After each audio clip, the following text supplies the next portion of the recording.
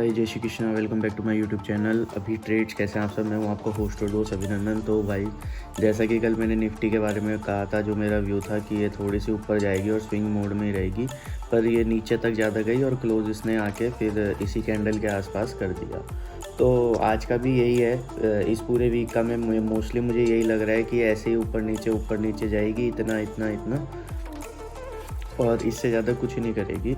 और ये मंथ तो मुझे मुश्किल ही लग रहा है कि 24,000 को क्रॉस करेगी सच में, जब तक कुछ अच्छी न्यूज़ नहीं आती, क्योंकि नेक्स्ट मंथ अभी बजट भी इशू होने वाला है। तो उसके चक्कर में करेक्शन अच्छा सा दे रहे हैं ये लोग मार्केट को। और ये कहीं ना कहीं तक ठीक भी है कि 3,000 पॉइंट अभी राइट नाउ तो डाउन में है। 26,000 गई थी, 23,000, 2,500 पॉइंट डाउन में है। तो let's hope for the best only.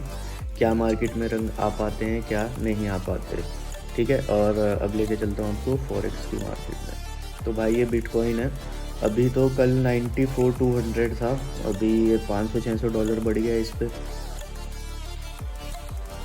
कुछ इतना ज़्यादा खास नहीं है असल में। इन सब के मसले यही चल रहे हैं। वो अमेरिका में जब तक ट्रंप को वो नहीं मिल जाता, वहाँ आग लग गई इलॉन मस्क के ऊपर, पता नहीं, वो सब न्यूज़ है मेरे पास। तो उसी चक्कर में ये पूरा पिस चुका है बिटकॉइन, और ये रिसेशन में दिख रहा है अभी।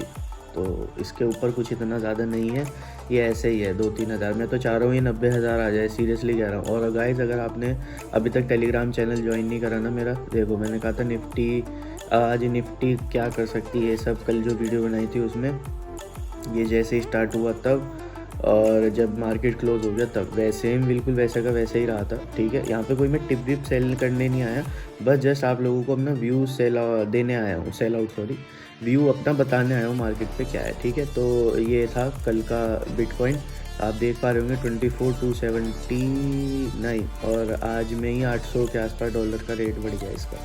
तो यही है, इससे ज़्यादा कुछ नहीं, ठीक है। मैंने कहा था यहाँ पे बिटकॉइन कैन केम टू 90,000, और अगर आ जाए तो पता है यार, ये बहुत अच्छी बात होगी। मैं सीरियसली कह रहा हूँ, बहुत अच्छी बात होगी। जो फ्यूचर्स में ट्रेड करते हैं बिटकॉइन में, बहुत अनबिलीवेबल बात होगी, मैं सीरियसली कह रहा हूँ। चलो अब आ जाते हैं भैया टेस्ला के स्टॉक पे। तो इसका तो कुछ नहीं ऐसा रहा, 402 ऐसे ही खुली थी, 401 403 के आसपास की ओपनिंग थी इसकी, और पूरे दिन ऊपर नीचे होती रही। पर आज जितना ये गिरी है, इससे एक बात तो पता चल गई है कि ये स्टॉक में दम बहुत है, ठीक है। मार्केट इफेक्टेड स्टॉक नहीं है कि मार्केट में कुछ अफवाह फैली और उसके हिसाब से गिरना शुरू हो गया। तो आज ये बात पता चल गई, 370 और 390 ये बहुत सही है। आज की ये न्यूज़ से मुझे इस बात को पता चल गया कि न्यूज़ अब टेस्ला के स्टॉक को इफेक्ट नहीं करती जैसे पहले करती थी, और 20-20 30-30 डॉलर एक ही दिन में गिर जाते थे। एंड देन 240-235 का इसका मेरा SL है एप्पल पे, और अभी यही सेल चल रहा है, बस 1-2 डॉलर ऊपर नीचे ऐसे ही चलता रहता है। देखो हाईएस्ट 243 और 241 243 ऐसे ही घूमता रहा पूरे दिन मार्केट में। तो इतना ज़्यादा कुछ है नहीं बस एप्पल में। एंड देन भाई नेटफ्लिक्स, तो अभी 22 तारीख को 21-22 को इनका रिज़ल्ट आ जाएगा, और मेरा है इसमें 850 तक अगर ये आ जाए तो बेस्ट है।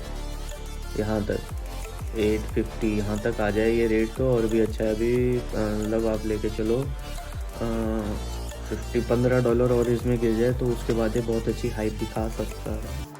शर्त यह है कि रिज़ल्ट वाले दिन रिज़ल्ट अच्छा है। ओके, अब इन्वीडिया की बात करते हैं। इन्वीडिया नहीं, सॉरी, वॉलमार्ट। इन्वीडिया चल रहा है क्योंकि इन्वीडिया का स्टॉक बहुत अच्छी बाइंग पे आ रहा है, 140 पे दिख रहा है, एंड $140, क्योंकि अभी स्टॉक्स जो थे उनके स्प्लिट हो गए थे, और उसके बाद उन्होंने एक गेमिंग का PC भी निकाला है, मतलब एक कॉम्पैक्ट चीज़ निकाली है गेमिंग की। उसके बाद भी उनका प्राइस ड्रॉप हुआ है जस्ट बिकॉज की मार्केट ड्रॉप हुआ है, पर डाउ जोन्स का मार्केट जो है वो 100 पॉइंट से ऊपर गया है। Let's hope for the best कि क्या न्यूज़ मिलती है हमें।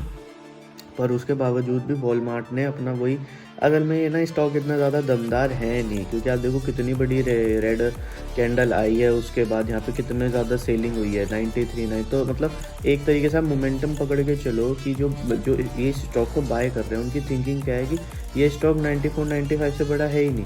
इन्होंने 85 पे ख़रीदा, यानी कि $5-6 का ही ग्रोथ उठाई और फिर इन्होंने सेल आउट कर दिया। तो ये लॉन्ग टर्म के लिए अभी नहीं है और वॉल्यूम भी बिलो एवरेज है। पर जितनी वॉल्यूम आई है as compared to green candle, red candle की ज़्यादा आई है।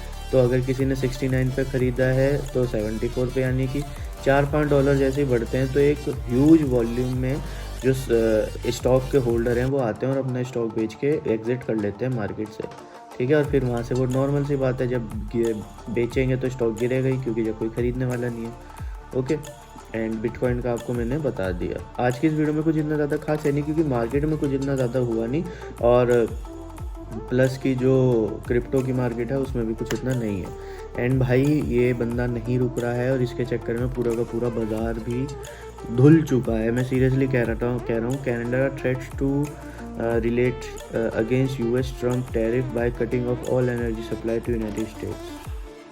कनाडा ने धमकी दे दी है यूनाइटेड स्टेट्स को कि अगर उन्होंने टैरिफ वाली जो बातें इनकी चल रही हैं टैरिफ नहीं काटे, क्योंकि ट्रम्प कह रहा है कि मुझे टैरिफ ज़्यादा लगाने पड़ेंगे, चाइना से अगर माल नहीं खरीदोगे, चाइना यूरोप में सस्ते दाम में माल बेचने की बात कर रहा है कि अगर इतने ज़्यादा हाई टैरिफ लगेंगे कंपटीशन बढ़ाने के लिए, क्योंकि अब डोनाल्ड ट्रम्प को ये है कि मुझे कंट्री का डेट चुकाना है। और वैसे ही जो अभी जो करंट में पार्टी है ट्रम्प से पहले की जो रूलिंग पार्टी थी जो बाइडन की गवर्नमेंट में, उन्होंने तो बिलियंस ऑफ डॉलर्स तो ऐसे ही बांट रहे हैं वो टैक्स पेयर के पैसे। कहीं तालिबान में गए तो वहाँ पे अपने इक्विपमेंट छोड़िए। अब जो न्यूज़ आई है उसके बेसिस पे कह रहा हूँ, मैं कोई अपना पर्सनल व्यू नहीं बता रहा हूँ, पर उस हिसाब से लग रहा है कि कंट्री पे भाई बिलियंस में, मिलियंस में भी नहीं, बिलियंस में पैसा उड़ाया जा रहा है। अभी एलए में भी पूरे में आग लग गई, लेट्स होप क्या न्यूज़ आती है।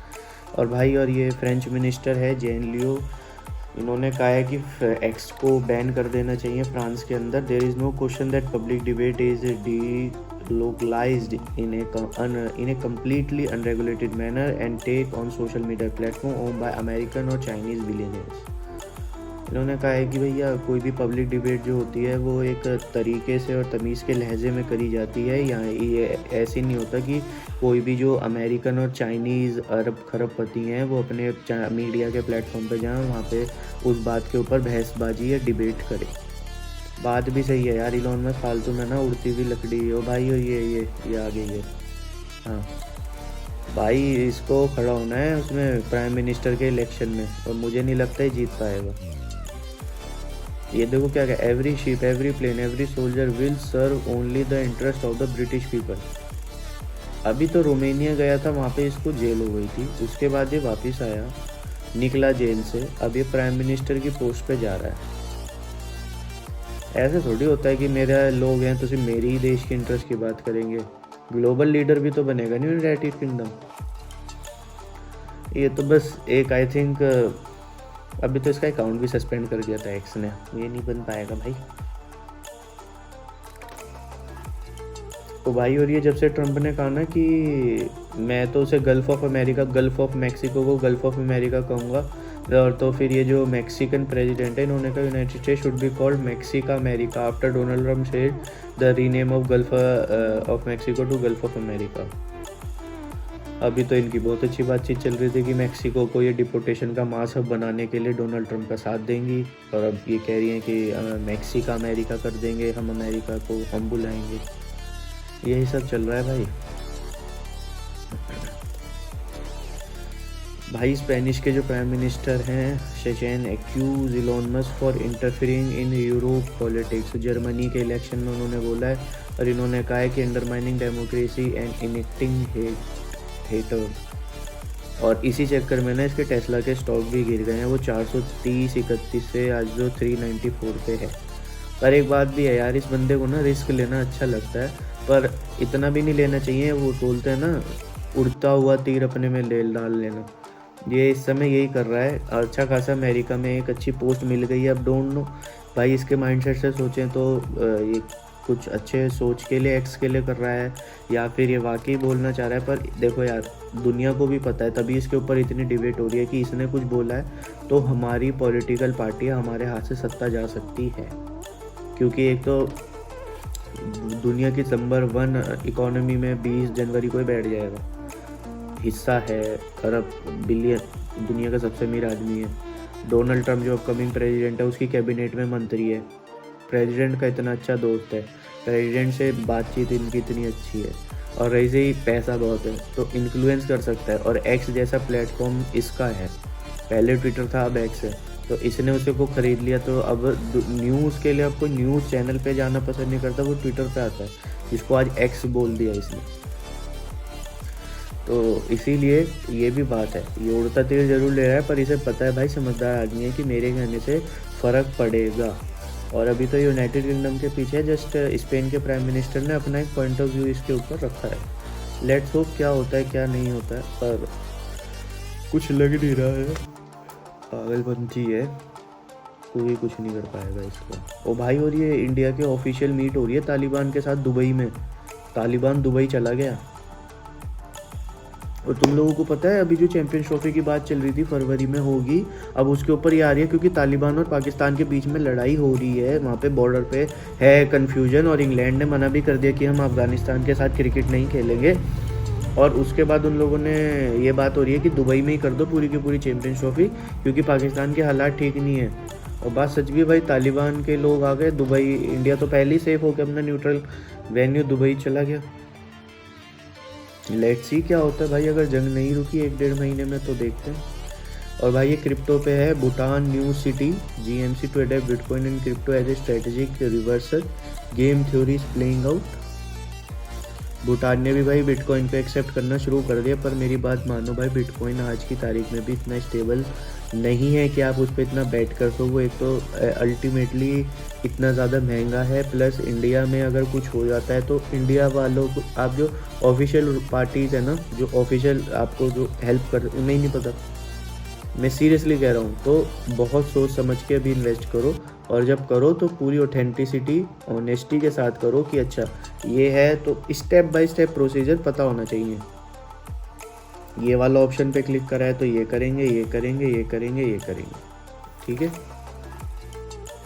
और भाई उसके बाद ये थाईलैंड सिटी फुकेट ने भी एक्सेप्ट कर ली टूरिस्ट से बिटकॉइन में अपना करना, ट्रेड्स को लेना, पैसे वैसे ट्रांसफ़र करना, बिटकॉइन चलता रहेगा। या भी बिटकॉइन ही एक ऐसा कॉइन है जिस पे आप पूरा बैक कर सकते हो, क्योंकि बिटकॉइन के अलावा किसी और कॉइन पे भी पैसा डालना बेकार है, वो कब आए कब निकल जाए किसी को कुछ ही नहीं पता। और बिटकॉइन ही है जो पूरी दुनिया में भी पता भी है। और क्रिप्टो क्या तो रिस्की है, पर पैसा बहुत है, एकदम तो नहीं मिलता यार पैसा कहीं भी, ठीक है। और भाई और ये यही है जो है, European union is considering legal action against Elon Musk for election interference. अब ये जो जॉर्जी सोरोस हैं, इन्होंने बस बोला है भाई, पैसे वाला आदमी तो है ही है, कि वही भाई इसके बोलने से पूरी जर्मनी में हड़बड़ाहट हो गई है कि वो जो पॉलिटिकल पार्टी है कि वो उसको इलेक्शन हारना चाहिए।